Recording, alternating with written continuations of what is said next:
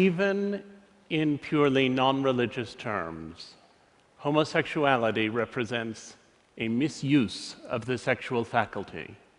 It is a pathetic little second-rate substitute for reality, a pitiable flight from life.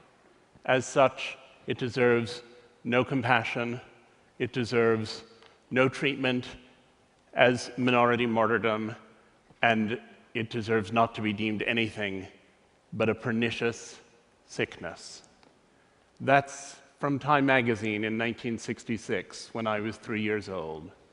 And last year, the President of the United States came out in favor of gay marriage.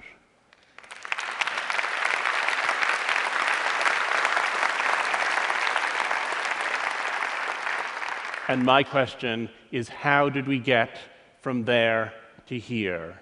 How did an illness become an identity? When I was perhaps 6 years old, I went to a shoe store with my mother and my brother, and at the end of buying our shoes, the salesman said to us that we could each have a balloon to take home. My brother wanted a red balloon, and I wanted a pink balloon. My mother said that she thought I'd really rather have a blue balloon, but I said that I definitely wanted the pink one, and she reminded me that my favorite color was blue. The fact that my favorite color now is blue, but I'm still gay, is evidence of both my mother's influence and its limits.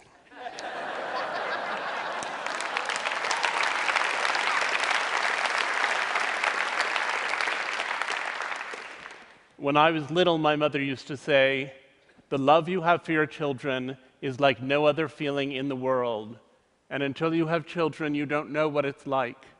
And when I was little, I took it as the greatest compliment in the world that she would say that about parenting my brother and me. And when I was an adolescent, I thought, but I'm gay, and so I probably can't have a family. And when she said it, it made me anxious. And after I came out of the closet, when she continued to say it, it made me furious.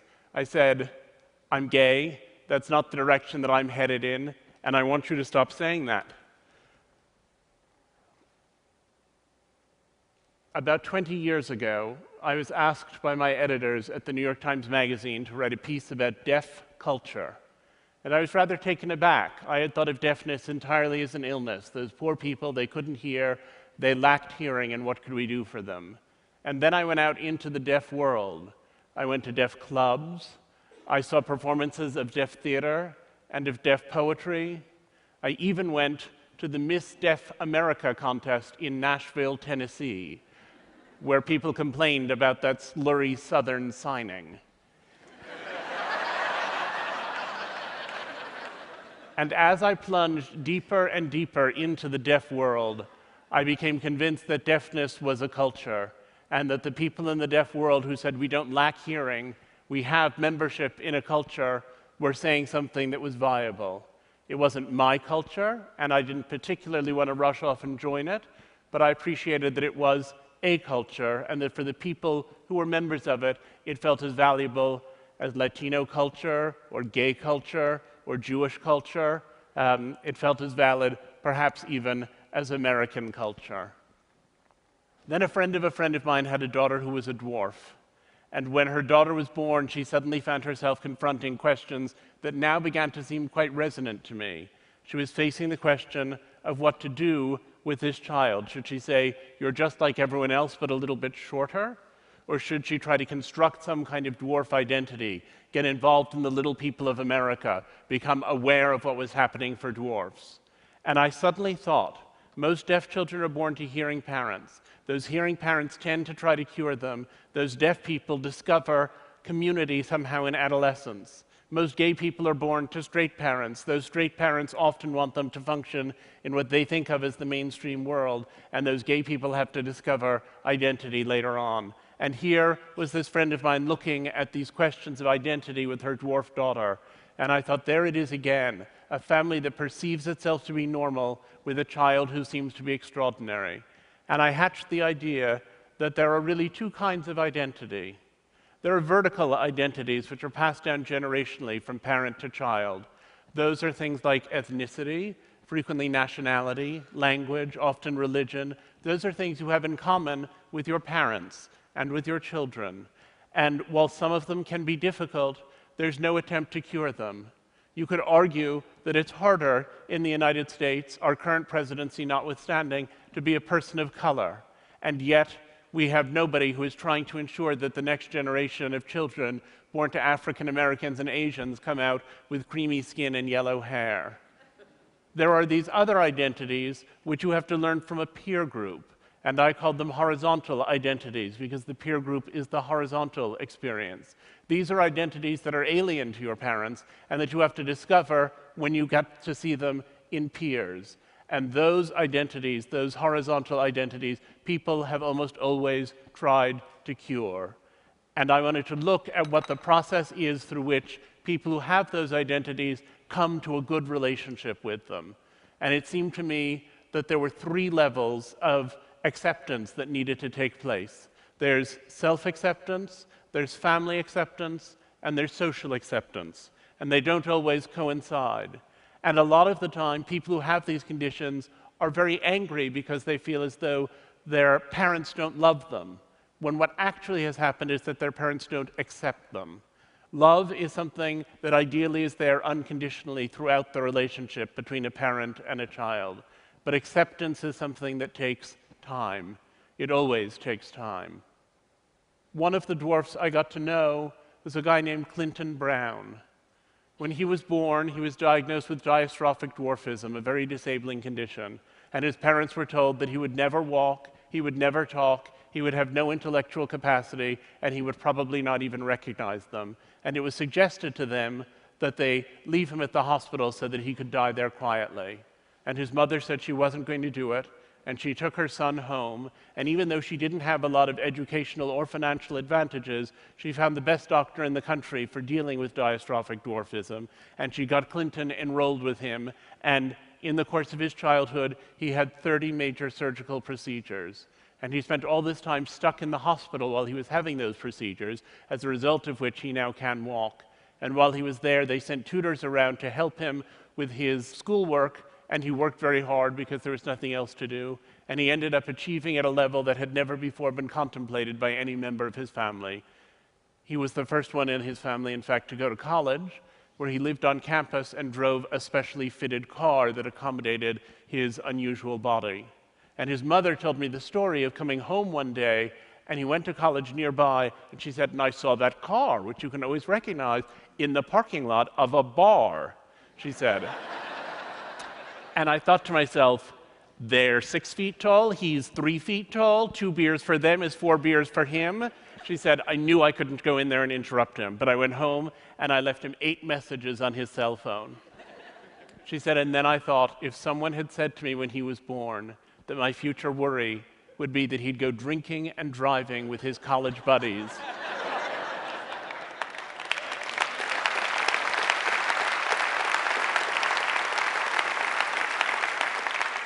And I said to her, what do you think you did that helped him to emerge as this charming, accomplished, wonderful person? And she said, what did I do? I loved him, that's all.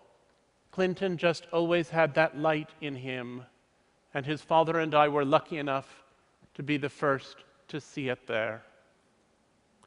I'm going to quote from another magazine of the 60s. This one is from 1968, the Atlantic Monthly, Voice of Liberal America, written by an important bioethicist. He said, there is no reason to feel guilty about putting a Down syndrome child away, whether it is put away in the sense of hidden in a sanitarium or in a more responsible, lethal sense.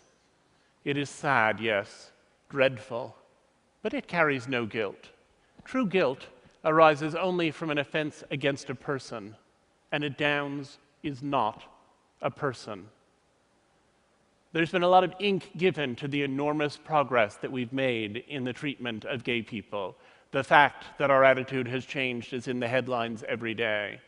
But we forget how we used to see people who had other differences, how we used to see people who were disabled, how inhuman we held people to be. And the change that's been accomplished there, which is almost equally radical, is one that we pay not very much attention to. One of the families I interviewed, Tom and Karen Robards, were taken aback when, as young and successful New Yorkers, their first child was diagnosed with Down syndrome. They thought the educational opportunities for him were not what they should be, and so they decided they would build a little center, 2 classrooms that they started with a few other parents to educate kids with DS. And over the years, that center grew into something called the Cook Center, where there are now thousands upon thousands of children with intellectual disabilities who are being taught. In the time since that Atlantic Monthly story ran, the life expectancy for people with Down syndrome has tripled. The experience of Down syndrome people includes those who are actors, those who are writers, some who are able to live fully independently in adulthood. The Robards had a lot to do with that, and I said, do you regret it? Do you wish your child didn't have Down syndrome? Do you wish you'd never heard of it? And interestingly, his father said, well, for David, our son, I regret it, because for David, it's a difficult way to be in the world, and I'd like to give David an easier life. But I think if we lost everyone with Down syndrome, it would be a catastrophic loss. And Karen Robard said to me, I'm with Tom. For David, I would cure it in an instant to give him an easier life. But speaking for myself, well, I would never have believed 23 years ago when he was born that I could come to such a point. Speaking for myself, it's made me so much better and so much kinder and so much more purposeful in my whole life that speaking for myself, I wouldn't give it up for anything in the world. We live at a point when social acceptance for these and many other conditions is on the up and up. And yet we also live at the moment when our ability to eliminate those conditions has reached a height we never imagined before. Most deaf infants born in the United States now will receive cochlear implants, which are put into the brain and connected to a receiver and which allow them to acquire a facsimile of hearing and to use oral speech. A compound that has been tested in mice, BMN 111, is useful in preventing the action of the achondroplasia gene. Achondroplasia is the most common form of dwarfism, and mice who have been given that substance and who have the achondroplasia gene grow to full size. Testing in humans is around the corner. There are blood tests which are making progress that would pick up Down syndrome more clearly and earlier in pregnancies than ever before, making it easier and easier for people to eliminate those pregnancies or to terminate them. And so we have both social progress and medical progress. And I believe in both of them. I believe the social progress is fantastic and meaningful and wonderful, and I think the same thing about the medical progress. But I think it's a tragedy when one of them doesn't see the others. And when I see the way they're intersecting in conditions like the 3 I've just described, I sometimes think it's like those moments in grand opera when the hero realizes he loves the heroine at the exact moment that she lies expiring on a divan. We have to think about how we feel about cures altogether. And a lot of the time, the question of parenthood is, what do we validate in our children and what do we cure in them? Jim Sinclair, a prominent autism activist, said, when parents say, I wish my child did not have autism, what they're really saying is, I wish the child I have did not exist, and I had a different, non-autistic child instead. Read that again. This is what we hear when you mourn over our existence. This is what we hear when you pray for a cure, that your fondest wish for us is that someday we will cease to be, and strangers you can love will move in behind our faces. It's a very extreme point of view, but it points to the reality that people engage with the life they have, and they don't want to be cured, or changed, or eliminated. They want to be whoever it is that they've come to be. One of the families I interviewed for this project was the family of Dylan Klebold, who was one of the perpetrators of the Columbine massacre. It took a long time to persuade them to talk to me, and once they agreed, they were so full of their story that they couldn't stop telling it. And the first weekend I spent with them, the first of many, I recorded more than 20 hours of conversation. And on Sunday night, we were all exhausted. We were sitting in the kitchen. Sue Klebold was fixing dinner. And I said, if Dylan were here now, do you have a sense of what you'd want to ask him? And his father said, I sure do. I'd want to ask him what the hell he thought he was doing. And Sue looked at the floor, and she thought for a minute. And then she looked back up and said, I would ask him to forgive me for being his mother and never knowing what was going on inside his head. When I had dinner with her a couple of years later, one of many dinners that we had together, she said, you know, when it first happened, I used to wish that I had never married, that I had never had children. If I hadn't gone to Ohio State and crossed paths with Tom, this child wouldn't have existed and this terrible thing wouldn't have happened. But I've come to feel that I love the children I had so much that I don't want to imagine a life without them. I recognize the pain they cause to others, for which there can be no forgiveness, but the pain they cause to me, there is, she said. So while I recognize that it would have been better for the world if Dylan had never been born, I've decided that it would not have been better for me. I thought it was surprising how all of these families had all of these children with all of these problems that they mostly would have done anything to avoid, and that they had all found so much meaning in that experience of parenting. And then I thought, all of us who have children love the children we have with their flaws. If some glorious angel suddenly descended through my living room ceiling and offered to take away the children I have and give me other, better children, more polite, funnier, nicer, smarter, I would cling to the children I have and pray away that atrocious spectacle.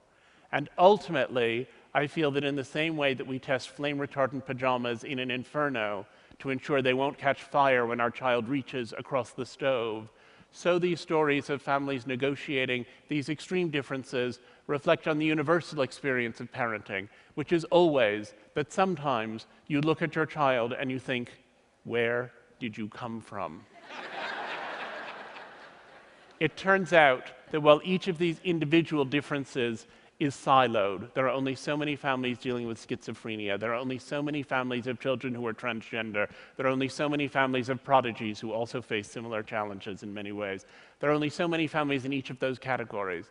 But if you start to think that the experience of negotiating difference within your family is what people are addressing, then you discover that it's a nearly universal phenomenon.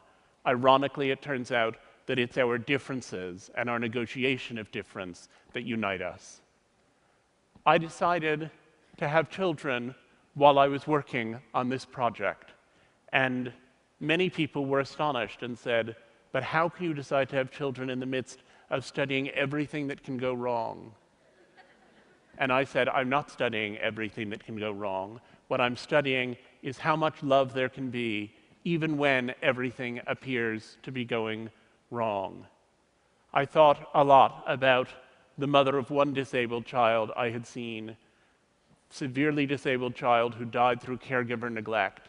And when his ashes were interred, his mother said, I pray here for forgiveness for having been twice robbed, once of the child I wanted, and once of the son I loved.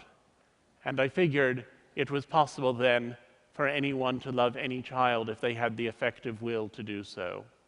So my husband is the biological father of 2 children with some lesbian friends in Minneapolis.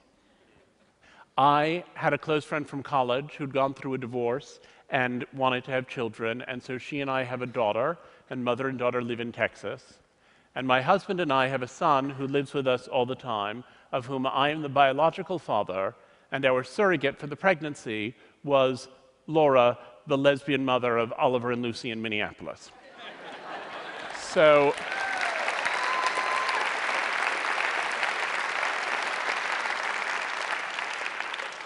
the shorthand is 5 parents of 4 children in 3 states. And there are people who think that the existence of my family somehow undermines or weakens or damages their family. And there are people who think that families like mine shouldn't be allowed to exist. And I don't accept subtractive models of love, only additive ones. And I believe that in the same way that we need species diversity to ensure that the planet can go on, so we need this diversity of affection and diversity of family in order to strengthen the ecosphere of kindness. The day after our son was born, the pediatrician came into the hospital room and said she was concerned. He wasn't extending his legs appropriately. She said that might mean that he had brain damage. Insofar as he was extending them, he was doing so asymmetrically, which he thought could mean that there was a tumor of some kind in action. And he had a very large head, which he thought might indicate hydrocephalus. And as she told me all of these things, I felt the very center of my being pouring out onto the floor. And I thought, here I had been working for years on a book about how much meaning people had found in the experience of parenting children who were disabled, and I didn't want to join their number, because what I was encountering was an idea of illness, and like all parents since the dawn of time, I wanted to protect my child from illness, and I wanted also to protect myself from illness. And yet I knew from the work I had done that if he had any of the things we were about to start testing for, that those would ultimately be his identity, and if they were his identity, they would become my identity, that illness was going to take a very different shape as it unfolded. We took him to the MRI machine, we took him to the CAT scanner, we took this day-old child and gave him over for an arterial blood draw. We felt helpless, and at the end of 5 hours, they said that his brain was completely clear and that he was by then extending his legs correctly. And when I asked the pediatrician what had been going on, she said she thought in the morning he had probably had a cramp. But I thought how my mother was right. I thought, the love you have for your children is unlike any other feeling in the world. And until you have children, you don't know what it feels like.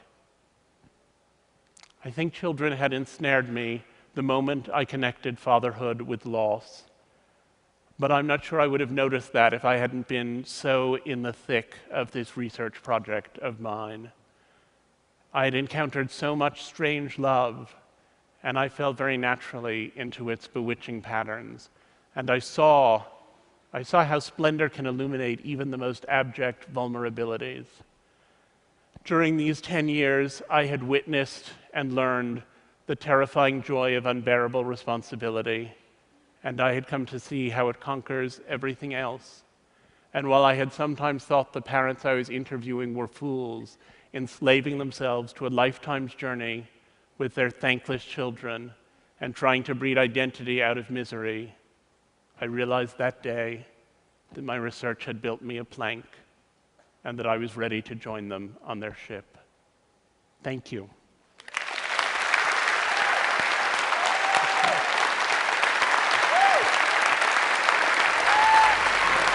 Thank you.